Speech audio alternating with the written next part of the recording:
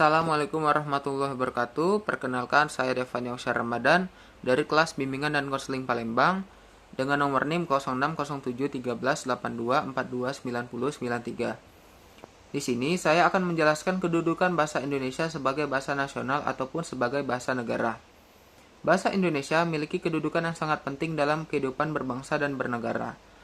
Bahasa Indonesia tidak hanya sebagai alat komunikasi, tetapi juga sebagai simbol identitas dan persatuan bangsa. Kedudukan bahasa Indonesia ini telah diakui secara resmi dalam Sumpah Pemuda 1928. Secara umum, bahasa Indonesia memiliki dua kedudukan utama, yaitu sebagai bahasa nasional dan sebagai bahasa negara. Baiklah, yang pertama, kedudukan bahasa Indonesia sebagai bahasa nasional. Sebagai bahasa nasional, bahasa Indonesia berfungsi sebagai alat pemersatu bangsa yang memiliki keberagaman suku, budaya, dan bahasa daerah. Kedudukan ini pertama kali diikrarkan dalam Sumpah Pemuda pada 28 Oktober 1928, yang menyatakan bahwa bahasa Indonesia adalah bahasa persatuan bangsa Indonesia.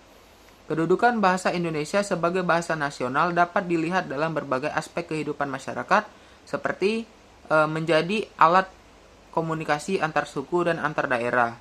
Indonesia memiliki lebih dari 700 bahasa daerah. Bahasa Indonesia menjadi jembatan komunikasi yang memungkinkan masyarakat dari berbagai latar belakang yang berbeda dapat berkomunikasi dengan mudah. Yang kedua, sebagai lambang identitas nasional. Bahasa Indonesia mencerminkan karakter dan kepribadian bangsa Indonesia di tengah keberagaman budaya. Selanjutnya, sebagai penghubung dalam kehidupan sosial dan budaya. Bahasa Indonesia digunakan dalam berbagai media, seperti sastra, seni, serta kegiatan sosial lainnya yang mempererat hubungan masyarakat. Selanjutnya, sebagai bahasa pengantar dalam pendidikan. Selain bahasa daerah dan bahasa asing, bahasa Indonesia menjadi bahasa utama dalam sistem pembelajaran di sekolah dan perguruan tinggi. Dengan kedudukannya sebagai bahasa nasional, bahasa Indonesia tidak hanya berfungsi sebagai alat komunikasi, tetapi juga sebagai simbol persatuan yang memperkuat rasa kebangsaan pada masyarakat Indonesia. Baiklah, selanjutnya yang kedua, kedudukan bahasa Indonesia sebagai bahasa negara. Selain sebagai bahasa nasional, bahasa Indonesia juga memiliki kedudukan resmi sebagai bahasa negara yang tercantum dalam pasal 36 UUD 1945 yang berbunyi, bahasa bernegara adalah bahasa Indonesia.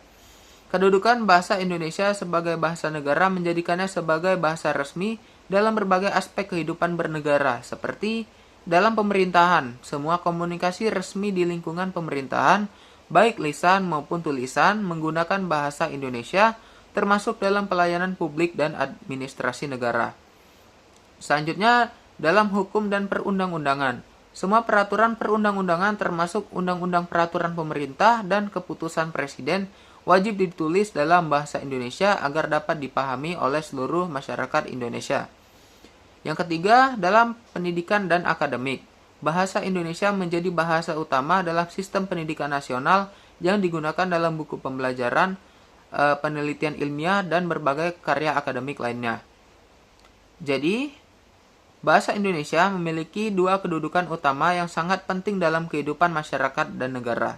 Sebagai bahasa nasional, bahasa Indonesia berfungsi sebagai alat pemersatu bangsa, penghubung budaya, dan simbol identitas nasional.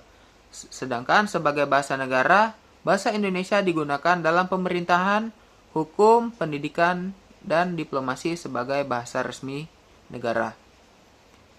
Baiklah, sekian video dari saya mengenai kedudukan bahasa Indonesia sebagai bahasa nasional ataupun sebagai bahasa negara. Saya Devani, mohon maaf apabila ada salah kata. Kepada Allah saya mohon ampun. Wassalamualaikum warahmatullahi wabarakatuh.